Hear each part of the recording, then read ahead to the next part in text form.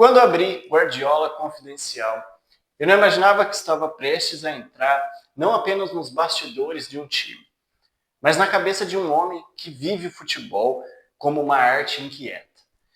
Ler esse livro foi como sentar ao banco ao lado de Pepe e ouvir seus pensamentos ecoarem entre o silêncio dos treinamentos e o barulho dos estádios.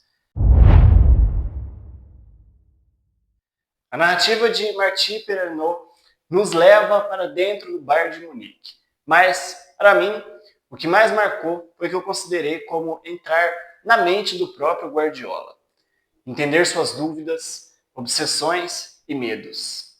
É um livro que não idealiza o treinador, ele o humaniza. O autor conseguiu algo raro, transformar um diário de temporada em uma obra quase literária, onde cada capítulo revela um novo detalhe que mostra como o futebol é muito mais mental do que técnico. Isso me fez perceber o quanto subestimamos essa dimensão do jogo.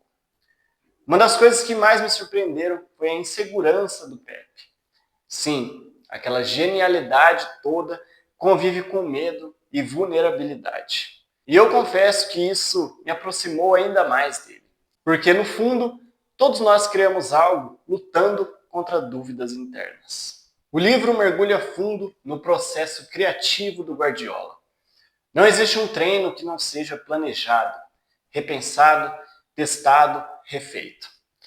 Ao ler isso, percebi como o perfeccionismo é uma lâmina de dois gumes.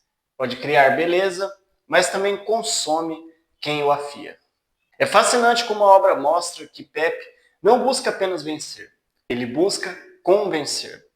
Convencer o time, convencer a si mesmo, convencer o futebol de que é possível jogar de um jeito mais limpo, mais inteligente, mais harmonioso. Um dos capítulos que mais ficou comigo foi o que mostra Pepe estudando, estudando e estudando. Quase como se fosse um aluno eterno do jogo. E aquilo me fez refletir sobre a humildade de quem, mesmo sendo um dos maiores do mundo, age como se ainda estivesse aprendendo. O convívio com os jogadores é mostrado sem glamour. Há conflitos, frustrações, tentativas e erros. E isso dá ao livro um sabor muito mais verdadeiro.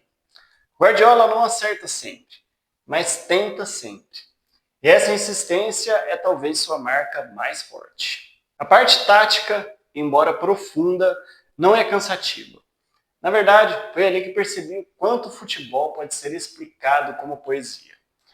Pepe vê movimentos como quem vê pinceladas num quadro. E Perarnot consegue transmitir isso com uma sensibilidade impressionante. A preparação para os grandes jogos é descrita como se fosse um ritual. E lendo isso, eu me peguei imaginando o quanto o futebol é mais emocional do que pensamos. Cada jogo é quase uma história e cada detalhe vira um capítulo.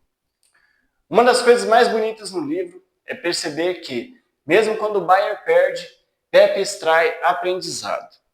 Ele não foge da dor da derrota, ele a estuda. E isso me inspirou profundamente a entender que o fracasso pode ser um professor paciente. O livro mostra como Pepe vive no limite, não apenas profissionalmente, mas psicologicamente. Às vezes, lendo, eu senti o peso dessa intensidade, como se o autor tivesse conseguido transferir parte da exaustão do treinador para as páginas. E ainda assim, a beleza na obsessão dele.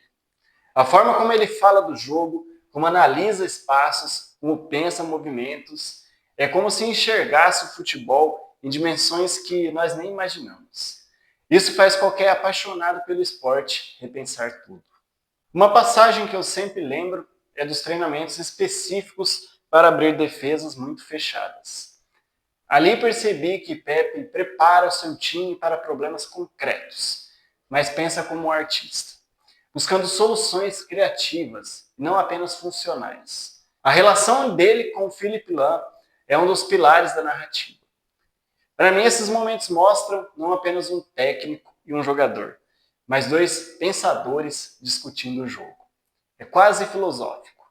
O livro também revela falhas, e isso é essencial.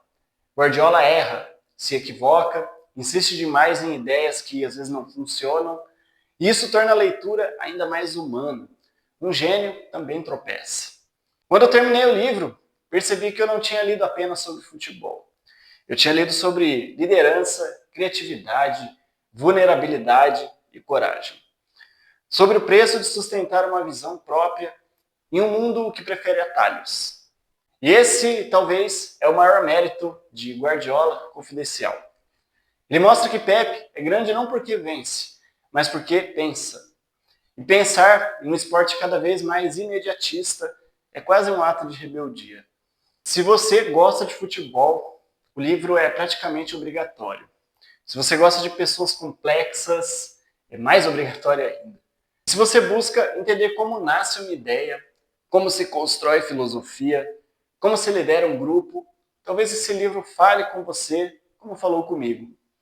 Eu já tinha ouvido muitas vezes que Guardiola mudou o futebol, mas foi só depois de ler Guardiola Confidencial que eu percebi. Ele não mudou apenas o jogo, ele mudou a forma de pensar o jogo. E talvez seja por isso que, mesmo fora das páginas, a leitura continua ressoando aqui dentro.